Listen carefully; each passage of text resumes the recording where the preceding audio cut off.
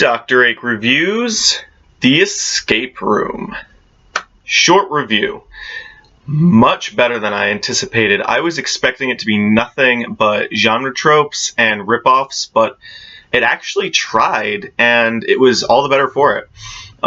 It still has some cliches and stupid moments, but overall, it does try to be a good movie, and I liked it. Writing, I'm giving a 7 out of 10. It was pretty good. It could have taken the easy way out and just been a copy-paste from other horror movies, but it wasn't. It also doesn't rely on jump scares or gore, which is a rarity, and it's welcome. The characters could have been a little less jerkish, for lack of a better word, cliche, but they definitely weren't fake or just tropes. Also, the mystery and twists were handled pretty well. Beginning, I'm going to give a 5. Not a bad beginning, but not too original, and the introductions to the characters makes them all seem a bit cliche. The opening is intense and engaging when the boy is trying to get out of the room that is going to crush him. And it's a great setup to show us the stakes and the stakes and such, but it's a scene that takes place chronologically later on in the movie, and with the one escape room kid, and if you recognize him when he gets introduced later in the movie, it sort of kills the suspense, because okay, well, he made it to that point, so obviously he's not going to die here, and they're going to make it out of this, and things like that. So I feel like they shouldn't have done that. I mean, they could have done an opening scene like that. They could have done that exact scene, but just had a different person, like a previous escape room project or something. You could have done something like that, saying like, oh, it's an ongoing thing, like it happens all the time. But they didn't, and it sort of takes away. Personally, I didn't recognize that it was the same kid. I don't know if it was just my facial recognition wasn't there, I wasn't paying attention to who the person it actually was, or because when I saw the kid introduced, I was like, is that him? I'm not sure. So I just kind of said, no, it wasn't, in my own head. And then when they revealed that it was him, it wasn't a shock, but it also didn't take away from the earlier scenes, because I wasn't sure if it was him or not. So for me, it didn't ruin the movie for me, but I could see how that could be a problem. Ending, I'm giving a 6 out of 10. The twists are done well, and it is an entertaining ending that doesn't feel stretched or unearned. Characters, I'm giving a 6. At first, as I've stated, they seem like cliches, but as the movie progresses, they show that they aren't hollow. They have real motivations and character flaws and backstories. Performances, I'm giving a 6. Some of the acting feels off at times, but not too often. Not often at all, actually. For the most part, they all act great and realistically, which is key. Timing is a 7. The movie flows pretty well in the rate at which they give us the backstory, and character history is pretty good. Also, the rate that they clue us into the mystery is also pretty good. Sound, I'm giving an 8. Everything sounded just as it should, and they did a great job in the sound effects department. I'm giving score a 6. Pretty good score. It worked well for this movie. Good job. Visuals, I'm giving a 7. Everything looked very good and real. Good job on the visuals. Believability, I'm giving a 6. If you just accept that the entity behind the games can pull off anything, then this movie does a good job in terms of your suspension of disbelief. As long as you accept that the entity can do anything. Editing, I give a 7. Good editing, no junky cuts or anything, and the action is also shown well. There's no close-ups or pretty good.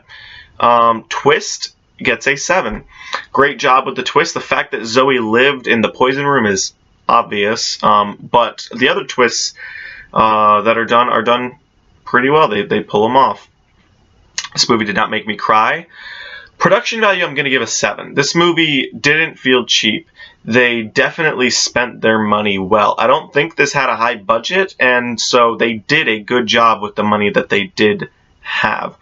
Overall enjoyability, I'm going to give a 7. This movie surprised me with how much I actually enjoyed it.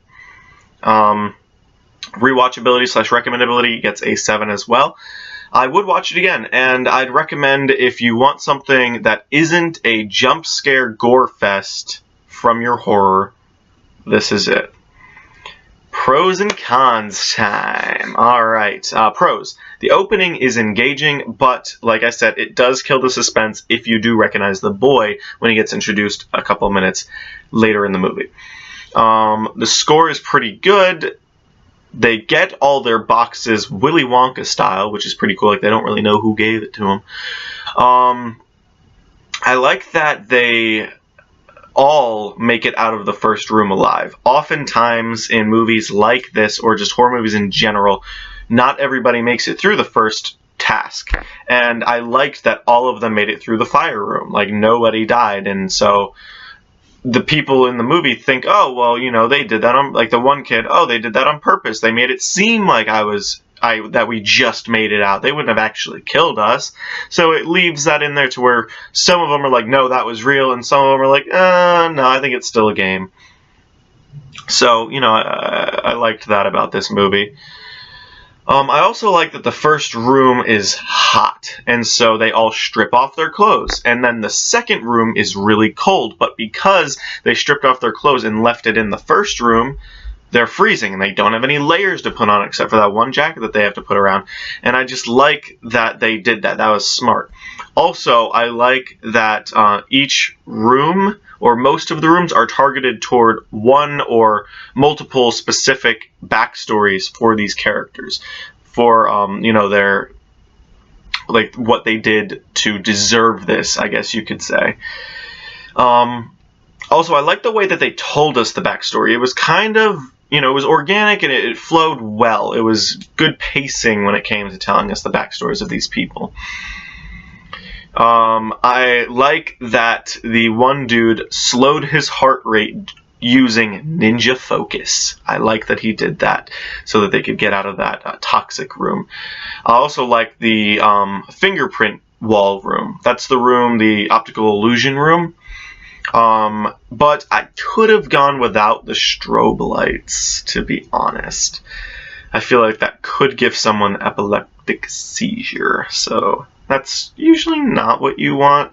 I think Incredibles 2 sort of got backlash for that happening in their movie. Another pro is I like the airplane double twist at the end. You know, they make it out and they live and they, you know, do all that stuff. And then they do the airplane thing and they're like, oh, well, you know, they basically imply the game is not over yet. And I like that. But it doesn't necessarily suggest a sequel. And personally, I don't want a sequel. I think it was well done. I mean, they'll probably, if they made enough money off this, they'll probably make more like it. But that would be okay.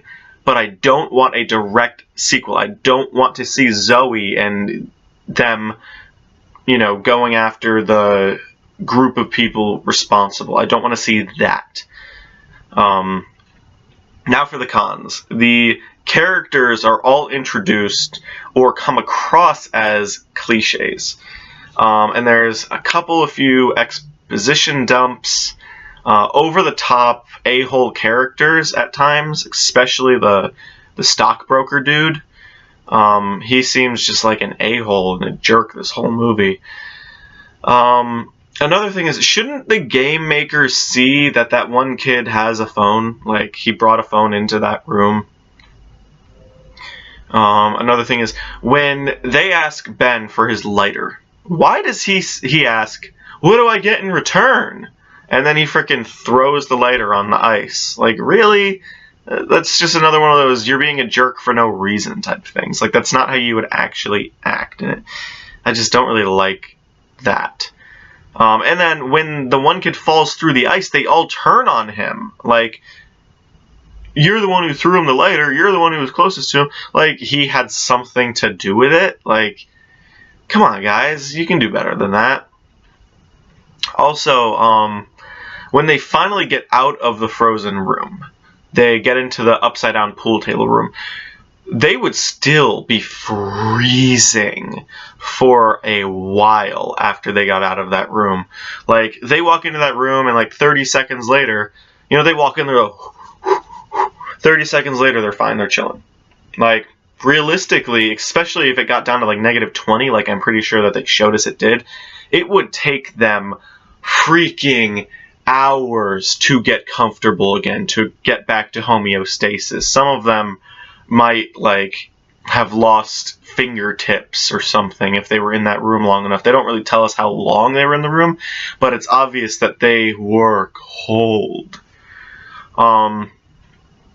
Another con is Amanda. She jumps and catches the phone line and it holds her weight. No, it would not. The only way it would is if the game makers literally put like extra strength into the wire, which they would not have done.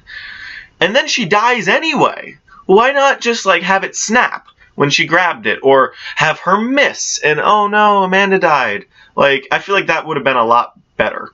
But no, they have her get it, and then I think she like decides to let go or something. I don't. It was kind of just dumb in my opinion. Obviously Zoe lived. It's kind of a con because obviously she did. It's not really a twist or anything. She wasted her time doing the override just for that reveal. Like when the one kid is being choked out by the game maker, she wastes her time hacking into the thing to give that reveal for her, and it just why would you do that? Your friend's choking out, man. Like, you gonna help him out? Also, the bad guy starts talking and monologuing when he should have just shot her. Like, he had her, and he would have just shot her, but no, he has her and he holds her and he just starts talking and monologuing, giving her time, giving the other guy time to hit him, and then it was just a little dumb. Not realistic. That's it for my cons, actually. Final thoughts. Honestly, much better than I anticipated. I thought it was going to be just a trope jump scare gore fest Saw ripoff, but it actually tried to be pretty good, and it tried to be its own thing, and I liked it for it. Rating, I'm giving a 7 out of 10. This concludes my review of Escape Room. If you want to see any of my other videos, click the thingies. If you have any suggestions for future reviews, let me know those as well. Feel free to share this video, and I hope you tune into the next one. Bye!